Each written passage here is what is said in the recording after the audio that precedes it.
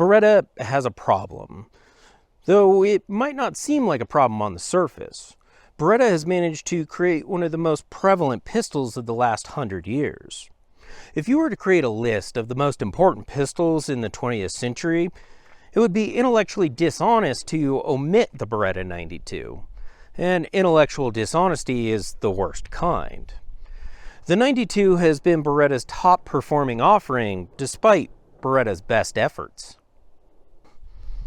I've got a list of some of the models that Beretta has offered in the interim, but none of them really stood up to the legend of the 92. It's by no means an exhaustive list, but I do have a playlist started.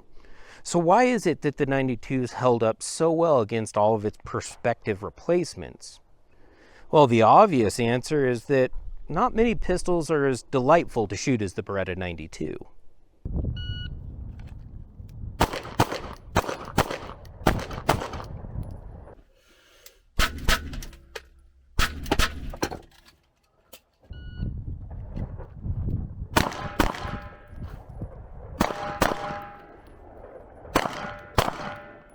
The 92 has one of the softest recoil impulses out there.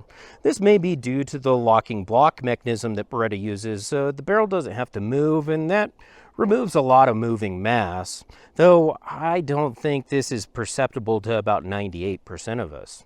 There's also a large portion of the slide that's cut out for the exposed barrel, and this reduces reciprocating mass, the trend that's been chased by lightning cuts on a lot of slides. But I think the biggest contributing factor is the lengths that Beretta goes to get all of their actions buttery smooth from the factory. The Beretta 92 has always had a really good trigger. In a time of highly refined striker fire triggers, a lot of people bemoan the 92's double to single action because of the different pull weights. Get good, it's a skill issue. If you can shoot a striker fire trigger well, then with just a little bit of effort, you can shoot a double to single just fine. During its military acceptance trials in the mid-80s, a lot of people commented on how good the trigger on the 92 was. The double action is smooth and doesn't suffer from much stacking, if any at all, and the single action is crisp and the reset fairly close. If you find yourself bellyaching about a double to single action trigger, then I suggest you look inward.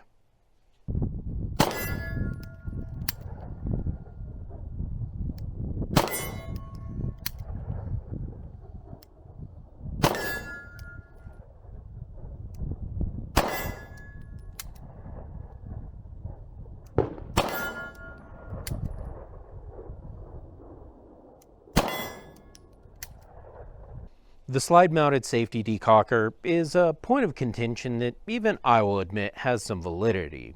Frame-mounted safeties have borne out their superior ergonomics time and time again, and even Beretta has acknowledged this by moving it back to the frame on some of their newer models. Yes, back to. It actually started out there. Taurus has kept it on the frame with their clones of it. Now, it was seen at least one time that during remedial action of a malfunctioning pistol, somebody was able to swipe the safety decocker down into the safe position and ended up with a dead trigger there. Now, the G model that was requested by the French solved this problem. Still, I'd say that slide-mounted controls are less than ideal. The reliability of the 92 has been questioned, mostly by service members who were issued the M9. Even I fell into thinking that it was terrible because I listened to the lamentations of my fellow Army troops as they complained about how bad it was. Truth be told, it wasn't a problem with this, it was a problem with the mouth-breathing armorers who didn't grasp the fact that springs wear out. And also that the Army ordered a bunch of broken mags from Checkmate, even after Checkmate telling them that an all-Parkerized magazine was a very bad idea. Leave it to officers to be abject idiots. Oh, and functioning recoil springs are not an optional part.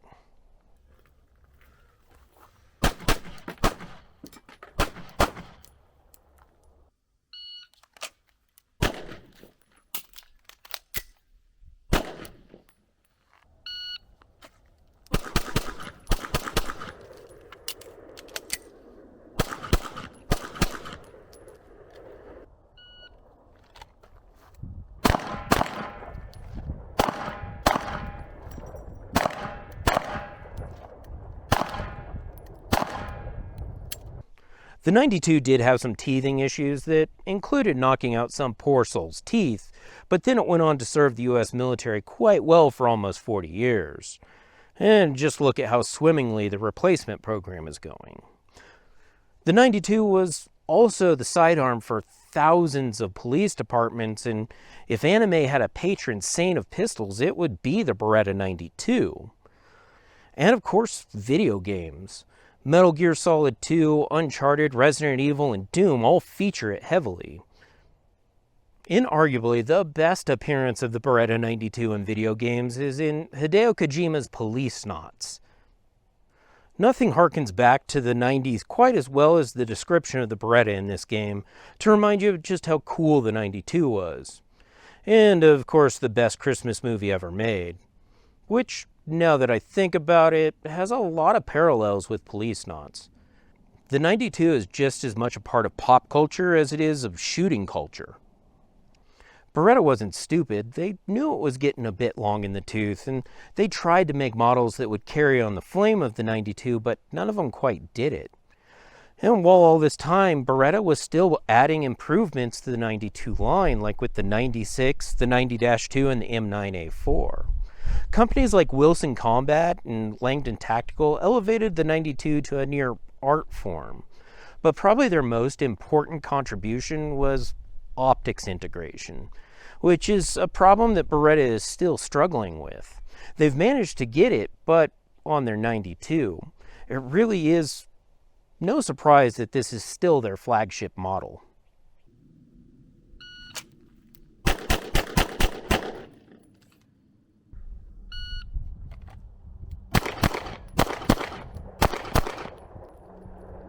Right now, the 92's curse is a very good problem to have. There's enough of us that love the 92 that it's still getting good traction, but I'm sure that there's more than a few people at Beretta trying to calculate how long it will be until this becomes a very, very big problem. The 92 is a 200-year gun, just like the 1911. Long after I'm dead, people are still going to be shooting and writing about the 92. There just needs to be an heir to the king. Beretta is capable of making a gun that will make them exciting for not just 500 years, but the millennium after that. They just need to put a little bit of effort into it. Anyway, if you stuck around this long, I just want to say thank you. Leaving a comment and a like helps us fight the algorithm. Make sure you subscribe because I've got a lot more coming. Seriously, a lot more.